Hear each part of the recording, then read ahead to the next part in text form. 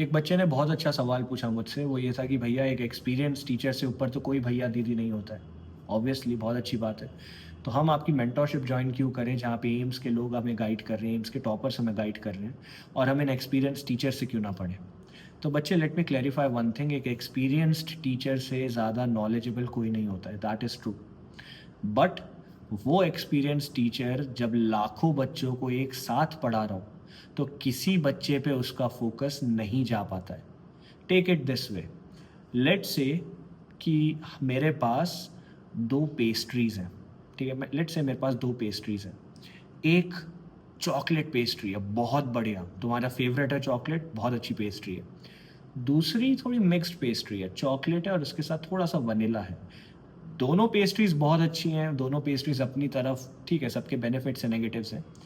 आपको chocolate pastry पसंद है, आप बहुत भूखे हो, ठीक है? आपको बहुत भूख लगी है एंड अगर मैं बोलूँ कि ये चॉकलेट पेस्ट्री 100 लोगों में डिवाइड होगी और आपको सिर्फ़ इतना सा पोर्शन मिलेगा, will you be happy with it? I know आपको चॉकलेट पेस्ट्री का आइडिया बहुत अच्छा लगा और आपको मन है कि नहीं यार मुझे चॉकलेट पेस्ट्री चाहिए, मेरी तो फ़ेवरेट है, इससे अच्छी तो पेस्ट्री कोई होती ही नहीं है। डेफ़िनिटली, लेकिन यही चीज़ें टीचर्स के साथ नहीं हो रही है। जो आपके बड़े-बड़े कोचिंग के सबसे बड़े-बड़े टीचर्स हैं, जो बहुत एक्सपीरियंस्ड हैं, बहुत नॉलेजेबल हैं, they are gods in this industry.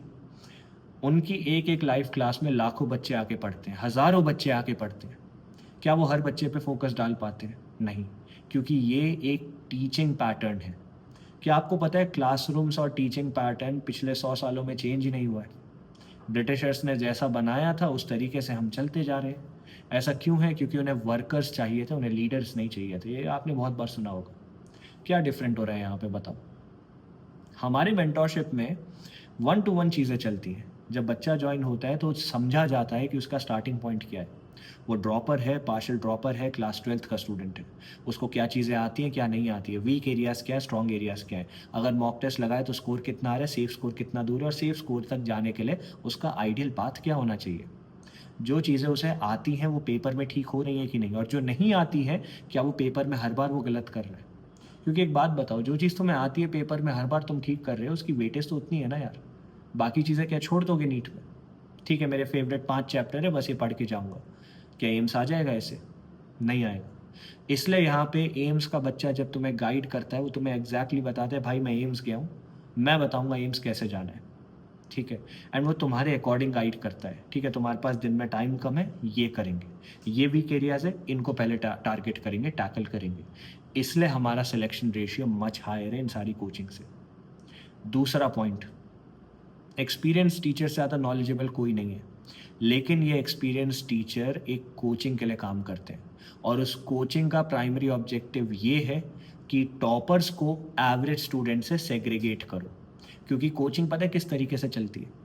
Coaching का चलने का जो बिज़नेस मॉडल है वो ये है कि भाई हमें कुछ चाहिए money cows, money cows.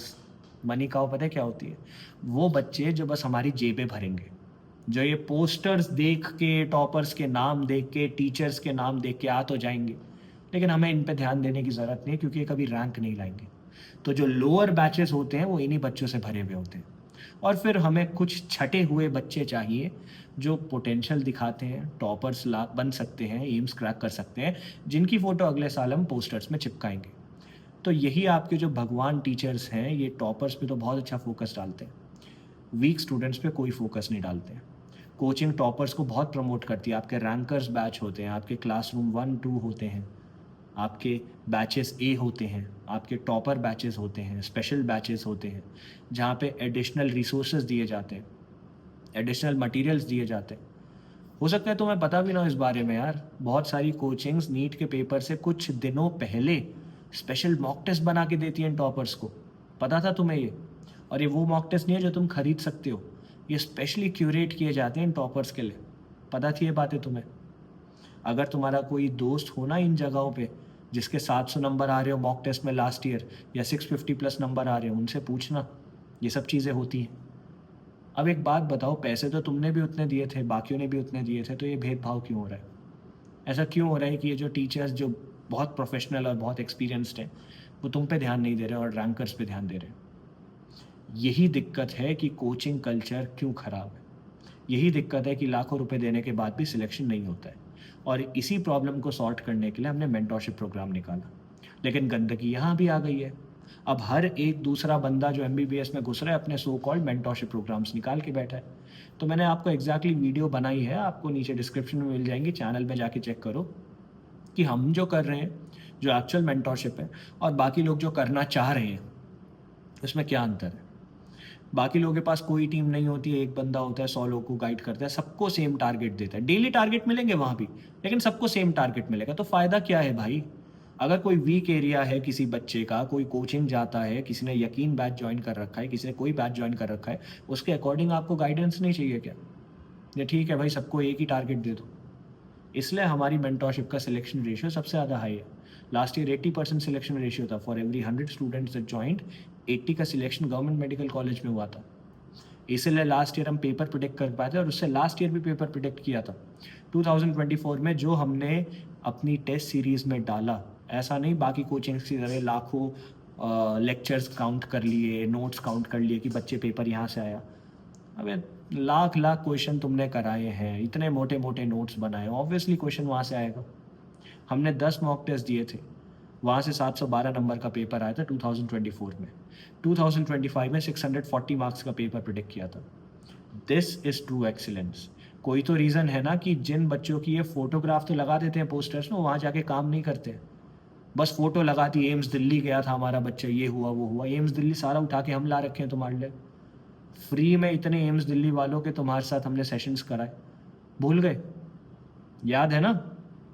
App है हमारा आदित्य जोशी, ब्लू और वाइट कलर का, एंड्रॉयड आईओएस दोनों में है। जाओ, एम्स टॉपर लाइव सेशन करके हमने एक कोर्स बना रखा था, 1 रुपए का। डेली लाइव जा रहे थे वहाँ एम्स दिल्ली के बच्चे तुमसे बात करने, इंटरेक्टिव सेशंस करने। 350 से ज़्यादा एम्स के टॉपर्स हायर कर रखे हैं, 2 ऑल इंडिया रैंक 1 हायर कर रखे हैं। ये सब चीज़ें ऐसी नहीं होती हैं बच्चे। एक समय के बाद, in order to grow you have to provide value, and जो वैल्यू एंड प्रोमिसेस हम लाते हैं वो कोई और नहीं ला रहा है। So if you are really serious about your preparation, if you need that push, join the mentorship. आज रात 12 बजे लॉन्च हो जाएगी, ठीक है? 12 बजने ही वाले, लॉन्च हो जाएगी मेंटरशिप। जाओ, ज्वाइन करो। कैसे करना है? आपको आदित्य जोशी हमारे ऐप का नाम है, ब्लू और वाइट कलर का ऐप है, एंड्रॉयड आईओएस दोनों में अवेलेबल है। जाओ, उसको डाउनलोड करो, वहाँ पे कोर्सेज या स्टोर के सेक्शन में जाना, वहाँ आपको मिल जाएगा। जल्दी जल्दी ज्वाइन करो, ये मौका आपको दोबारा नहीं मिलेगा। और इनिशियल बच्चों को 50% ऑफ भी है, तो 6000 रुपीज़ में पूरी मेंटरशिप मिल रही है, ठीक है? All the best.